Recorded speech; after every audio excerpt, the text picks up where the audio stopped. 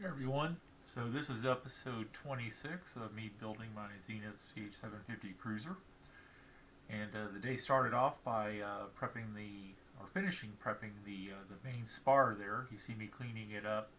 Like I mentioned yesterday, I decided to go ahead and prime the whole thing in the Nason primer.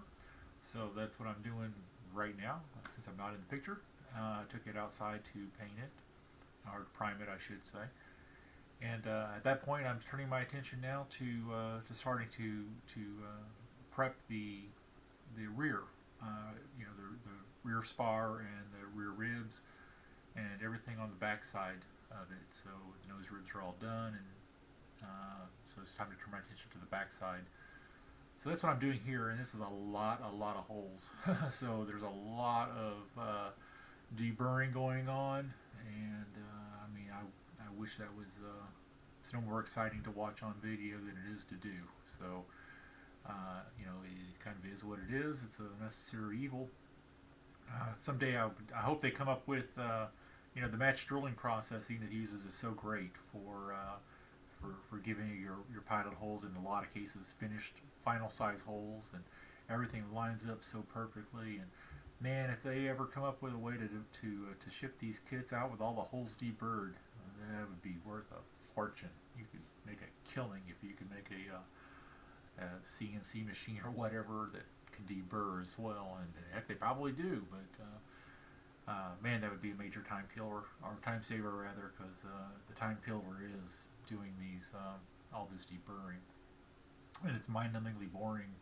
Best you can do is crank up the tunes, listen to music, whatever, something else to kill the time, because it's pretty mind-numbing. But you can see here I brought the spar back inside. It's kind of hard to tell here, but it's a nice shade of Nason primer gray now.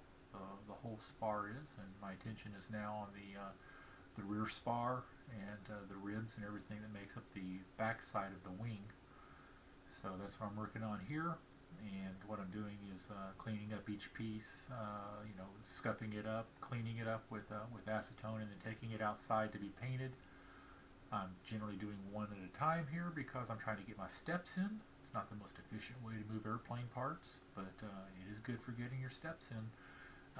So if you're trying to get a little bit of a workout while you're building your plane, that's one way to do it. A little cleanup here while everything was outside drying. Now everything's coming back inside. You can see there's fresh primer marks on everything now.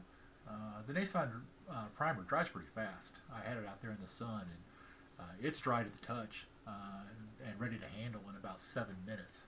So it's really, I love that. I love the primer. It sticks well, and it's pretty durable stuff, and it dries amazingly fast. So it doesn't take much out of your day. Really, to you're not standing around literally watching paint dry. So here I am reassembling things. Busting out the riveter. That's always the fun part when you get the riveter out and you're actually putting rivets in for the hopefully the first and last time. That's the part that's fun.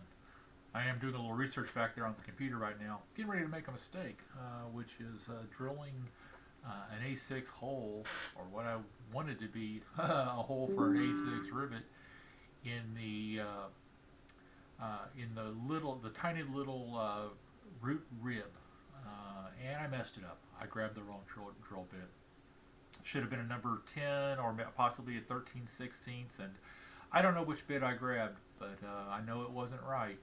So that's going to be a $21 mistake that I'm going to have to correct. So always remember to slow down, take your time, do the research on that drill bit before you drill that hole.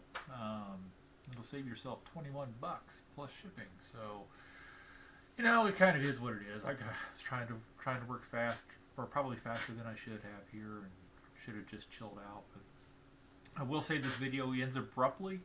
I did not quite get the whole skeleton riveted before the end of the day, and the reason was at 6:13 we got a water rescue call for a plane crash, of all things. So I had to run out the door, and a couple of guys were landing their cubs out on deburred shoals, which is a sandy area between Oak Island and Bald Head Island.